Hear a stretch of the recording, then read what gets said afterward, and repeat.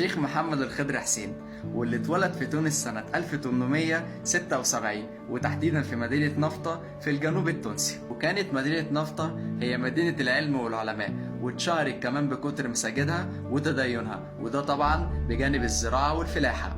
وتربى الشيخ محمد وسط عيلته اللي كانت متدينة ومهتمة بالعلم والأدب وحفظ القرآن، واللي من خلالهم اتزرع فيه الاهتمام بالعلوم الدينية. ونجح الشيخ محمد في حفظ القرآن ودراسة العلوم الدينية وهو عنده 12 سنة، وكمان اتعلم أصول الشعر وأبدع فيها. وأول ما تمت 13 سنة اتنقل لولاية تونس عشان يحقق حلمه ويتعلم في جامع الزيتونة، واللي اتخرج بعدها منه سنة 1898 علشان يتطوع ويدرس للأجيال اللي بعده. وأنشأ مجلة السعادة العظمى في إبريل سنة 1904، واللي كانت أول مجلة عربية تظهر في تونس، واللي صدر منها 21 عدد فقط. وفي سنة 1906 شارك في تأسيس الجمعية الزيتونية، واللي اتعين بعدها بشكل رسمي في جامع الزيتونة. وفي الفترة دي اهتم بالتدريس والخطاب في الجمعية الخلدونية، واللي بعدها لفت الأنظار ليه بسبب سعة علمه. بعدها سافر الشيخ محمد للجزائر عشان يدي دروس لأهلها هناك، وده كان تاني سفر ليه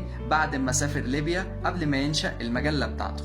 وبعد ما رجع تونس حاولت السلطات الفرنسية اللي هي تضمه للمحكمة الفرنسية، ولكن كان رد عليهم هو الرفض التام. وطبعا السلطات الفرنسية ما عدتش الموضوع على خير، ووجهت ليه تهمة العداء ضد فرنسا وضد الغرب. واضطر الشيخ بعدها ان هو يهاجر تونس لما حس ان حياته وحريته معرضة للخطر فيها. قام سافر على اسطنبول بحجة ان هو بيزور خاله، بعديها طلع زيارة على مصر، وبعديها راح دمشق، واستقر في دمشق من سنة 1913 لحد سنة 1916، واللي اضطر بعدها ان هو يسيبها بعد ما جمال باشا الوالي العثماني في بلاد الشام وقتها اضطهده وسجنه. وبعدها حاول ان هو يرجع تونس عن طريق ايطاليا، لكن للاسف بعد ما رجع لقى ان الامر ازداد سوء اكتر وتعقيد في تونس، فاضطر ان هو يسيبها تاني. قام راجع تاني على دمشق، ومنها سافر على مصر، واللي اتعين في مصر في الأستانة من خلال أنور باشا وزير الحربية وقتها. بعدها تولى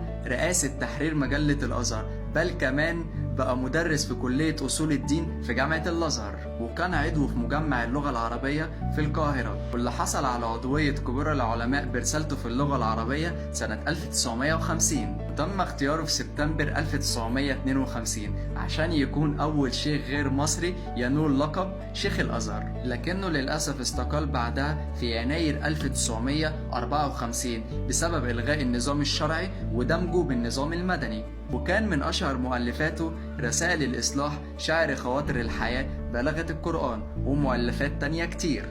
وتوفى الشيخ محمد في فبراير سنة 1958، واتدفن في مدافن أصدقائه في القاهرة، ويعتبر هو الشيخ الوحيد الغير مصري اللي نال لقب شيخ الأزهر. ودي كانت حكاية تونسية بعيون مصرية. سلام.